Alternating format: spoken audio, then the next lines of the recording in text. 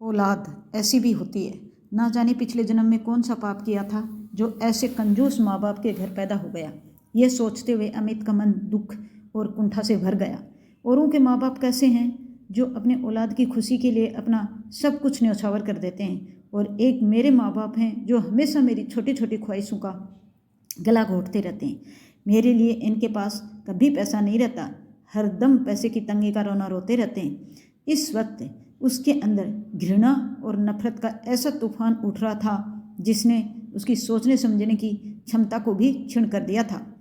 भावावेश में उसके कदम और तेजी से उठने लगे। आहा! अचानक उसके मुंह से हल्की सी चीख निकली। शायद उसके पैरों में कोई कंकड़ चुभ गया था। कहीं ट्रेन ना छूट जाए, इसलिए उसने रुककर देखना उचित नहीं समझा। एक पैर उठाकर उसने जूते के नीचे से कंकड़ निकाला और तेज कदमों से आगे बढ़ गया। थोड़ी ही देर में वह अपने कस्बे के छोटे से रेलवे स्टेशन पर पहुंच गया। टिकट तो उसने लेना नहीं था, इसलिए वह सीधा प्लेटफार्म पर पहुंच गया। प्लेटफार्म पर खड़े होकर उसने मोबाइल निकाल कर देखा। सुबह के 5 बज रहे थे। ट्रेन अपने समय से आधे घंटे देरी से चल रही थी। वह पास में मौजूद कुर्सी पर बैठ गया और ट्रेन का इंतजार करने लगा। पैर में अभी भी दर्द का एहसास हो रहा था। अरे, ये तो पापा के जूते हैं। वह जूते निकालने के लिए नीचे झुका तो चौंक पड़ा। शायद रात के अंधेरे में उसे दिखाई भी नहीं दिया था और जल्दबाजी में उसने पापा के जूते पहन लिए थे। जूते निकालकर उसने देखा तो पैर के तलवों में एक जगह खून रिसा हुआ दिखाई दिया। जख्म ज़्यादा नहीं था, बस हल्का सा ही चुभा था। तभी उसका ध्यान जूतों के निचले हिस्से की तरफ गया, जो बिल्कुल छित विक्षिप्त हो चुके थे। पूरी ही तरह से घिसने के साथ साथ वे कई जगह से फट चुके थे। तो पापा क्या रोज़ यही जूते पहनकर ऑफिस आते हैं? जब एक बार पहनने से ही मेरे पैरों में कंकड़ चुभ गया तो रोज़ पहनकर ड्यूटी जाने के दौरान उनके पैरों में कितने कांटे चुभते होंगे। यह सोचकर ही उसका दिमाग सुन्न हो गया है।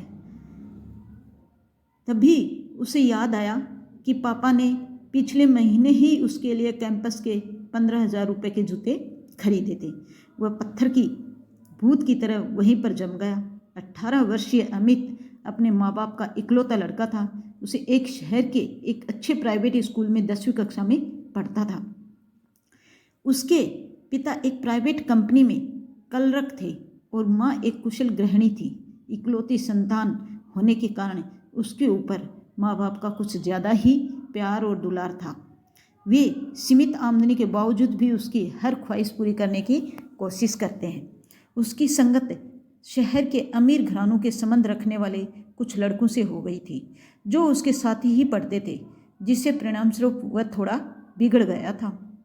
यार अमित, ऐसे कब तक हाथ गंदे करेगा? इससे अच्छा एक बाइक क्यों नहीं ले लेता? एक दिन छुट्टी के समय वह अपने साइकिल की उतरी हुई चेन लगा रहा था। तभी उसके दोस्त अजय ने टोक दिया। हाँ यार, अजय ठीक कह रहा है। सुनील ने भी अजय की बात का समर्थन किया।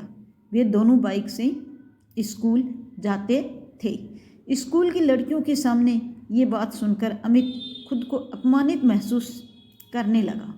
उनकी ये बात उसके दिल में चुभ गई।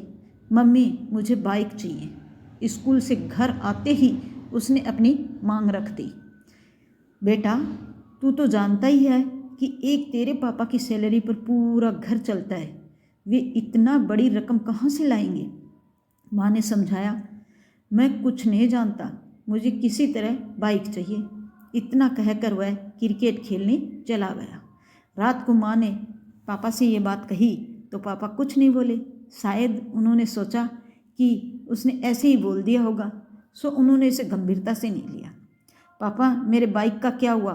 3-4 दिनों के इंतज़ार के बाद उसने एक दिन पापा से पूछा। बेटे, अभी पैसे की थोड़ी दिक्कत चल रही है, 2-3 महीने रुक जाओ, मैं दिलवा दूंगा। पापा बड़े प्यार से बोले। नहीं, मुझे बेवकूफ़ मत बनाइए, मुझे इसी वक्त बाइक चाहिए। अमित ने ज़रा ऊंची आवाज़ में कहा। अमित, मैं देख रहा हूँ तुम धीरे धीरे जिद्दी होते जा रहे हो। उसके चिल्लाने पर पापा ने थोड़ी सख्ती दिखाई। ये सुनकर अमित पैर पटकते हुए बाहर चला गया। पापा उसे जाते हुए देखते रह गए। उसके बाद 1-2 दिनों तक उसने किसी से ठीक से बात नहीं की।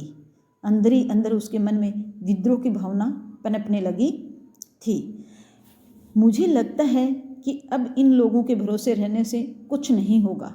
मैं इन्हें छोड़कर शहर चला जाऊंगा, पैसे कमाऊंगा और अपने पैसे से बाइक खरीद कर दिखा दूंगा कि अब मैं इनके ऊपर निर्भर नहीं हूँ।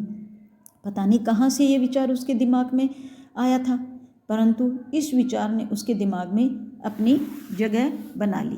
एक दिन वह तड़के उठकर बिना किसी को बताए चुपचाप घर से बाहर निकल गया। रास्ते में खर्च के लिए वह पापा का पर्स उठा लाया था। पापा का पर्स चोरी करने के अपराध बोध से उसका मन आत्मग्लानि से भर गया। ट्रेन स्टेशन पर आ चुकी थी, परंतु उसे समझ नहीं आ रहा था कि वह क्या करे और क्या न करे। कभी वह जूते को देखता तो कभी पर्स को देखता। ट्रेन के जाने के बाद उसने कांपते हाथों से पर्स खोला। पर्स में 10-10 के 3-4 नोट पड़े हुए थे और एक छोटी सी डायरी भी थी। शायद उसमें पैसे के लेन देन का हिसाब लिखा हुआ था। मन बहलाने के लिए वह डायरी निकालकर पढ़ने लगा। शर्मा जी से 30,000 रुपये लिए कंप्यूटर के लिए, ब्याज 5 रुपये प्रति सैकड़ा। 6 महीने पहले ही पापा ने उसके लिए नया कंप्यूटर खरीदा था। तो क्या पापा ने कर्ज लेकर मेरे लिए कंप्यूटर खरीदा? पढ़ते ही उसे झटका लगा। वह तो सोचता था कि पापा कंजूसी से पैसे बचाकर ब्याज पर चलाते हैं, परंतु उन्होंने तो उसके शौक पूरे करने के लिए हजारों रुपए का कर्ज ले लिया था। उसने आगे पढ़ना शुरू किया। वर्मा जी से 50,000 रुपये बाइक के लिए, ब्याज 3 रुपये सैकड़ा। दिन और तारीख बीते कल की ही थी। यानी पापा फिर उसके लिए उसके आंखों से आंसू की धारा टूट पड़ी। वह तुरंत उठा और तेजी से घर की तरफ दौड़ा।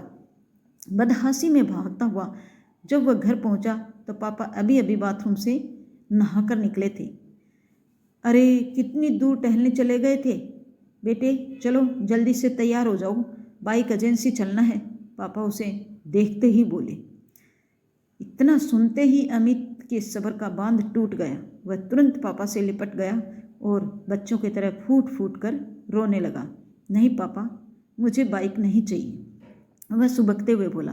अरे क्या हुआ, क्यों रो रहे हो, और बाइक क्यों नहीं चाहिए? मुझे अमित संभालते हुए बोला। लेकिन नहीं पापा, अभी साइकिल से ही काम चला जाऊंगा। चलो ठीक है, जैसा तुम चाहो। इसके बाद से वह बिल्कुल बदल गया। उसने अगले ही दिन से अपना पॉकेट मनी बचाना शुरू कर दिया। पापा आज फादर्स डे है, इसलिए मैं आपके लिए ये गिफ्ट लाया हूँ। पापा नाश्ता करके ऑफिस जाने के लिए दरवाजे से निकलने ही वाले थे कि अमित ने मुस्कुराते हुए उनका रास्ता रोक दिया। और अच्छा जल्दी दिखाओ क्या है, वरना मुझे ऑफिस के लिए लेट हो जाएगा। बस 2 मिनट पापा, आप बस कुर्सी पर बैठ जाइए। अमित ने फटाफट उनके पुराने जूते निकाले और नए जूते पहना दिए, जो पूरे 1500 रुपये के थे।